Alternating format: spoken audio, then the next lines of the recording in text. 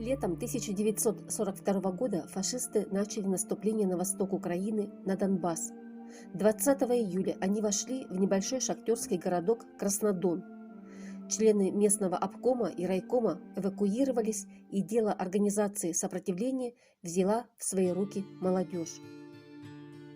28 сентября 1942 года в городском парке культуры за отказ работать на немцев были заживо закопаны 32 шахтера.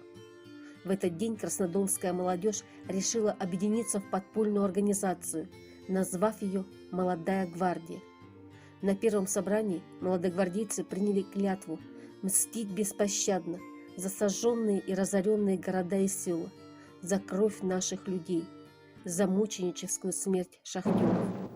Я, Олег Кошевой, вступая в ряды членов «Молодая гвардия», перед лицом своих друзей по оружию, перед лицом родной многострадальной земли, перед лицом всего народа, торжественно клянусь беспрекословно выполнять любые задания организации, хранить в глубочайшей тайне все, что касается моей работы в «Молодой гвардии». Я клянусь мстить беспощадно за сожженные, разоренные города и села, за кровь наших людей, за мученическую смерть героев-шахтеров. Если для этого потребуется моя жизнь, я отдам ее без минуты колебаний. Если же я нарушу эту священную клятву под пытками или из-за трусости, то пусть мое имя, мои родные будут навеки прокляты, а меня покарает суровая рука моих товарищей. Кровь за кровь, смерть за смерть.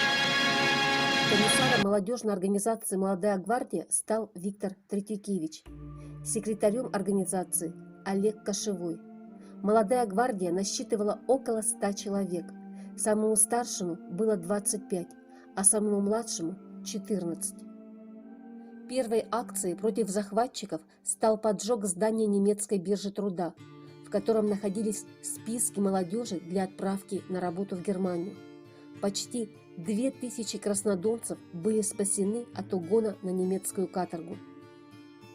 Молодогвардейцы развешивали по городу десятки рукописных листовок, а вскоре у подпольщиков появился печатный станок, на котором было отпечатано 5000 листовок. Комсомольцы собирались группами по квартирам, строили планы борьбы. Из фашистского клуба член организации «Молодая гвардия» Сергей Тюленин похитил огромный фашистский флаг. На следующее утро гитлеровцы подняли отчаянный шум, но флаг бесследно исчез.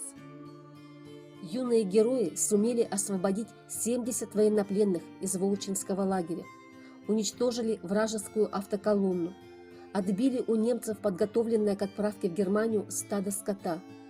В канун 25-й годовщины Октябрьской революции над Краснодоном взвелись красные флаги. Подойти к ним немцы боялись. На подступах к флагам стояла табличка «Заминировано». Когда в конце 1942 года стало известно о приближении Красной армии, молодогвардейцы стали собирать оружие и планировали ударить по оккупантам с тыла. Но буквально с первых чисел января 1943 года начались аресты, и план мщения так и не удалось воплотить в жизнь. «Молодая гвардия» просуществовала всего полгода. Юные патриоты были рассекречены полицаями. Всего за принадлежность к подполью в Краснодоне было арестовано более 70 человек. Служебные помещения краснодонской полиции превратились в камеры страшных истязаний. Немцы дали указание задержанных молодых людей подвергнуть особому обращению. Несмотря на тяжелейшие пытки, которым подвергались комсомольцы, их воля к сопротивлению и чувство товарищества не были подавлены карателями. В январе 1943 года фашисты решили расстрелять краснодонских подпольщиков и сбросить в шахту. Указом Президиума Верховного Совета СССР от 13 сентября 1943 года Громовой, Земнухову, Кошевому, Тюленину, Шевцову посмертно было присвоено звание Героя Советского Союза. Подвиг молодогвардейцев запечатлен в романе Александра Фадеева «Молодая гвардия». И современным детям необходимо знать о подвиге молодогвардейцев, на которых они могли бы равняться. Образы юных подпольщиков будут вдохновлять современную молодежь на любовь к родине, воспитывать чувство ответственности за все, что происходит в мире.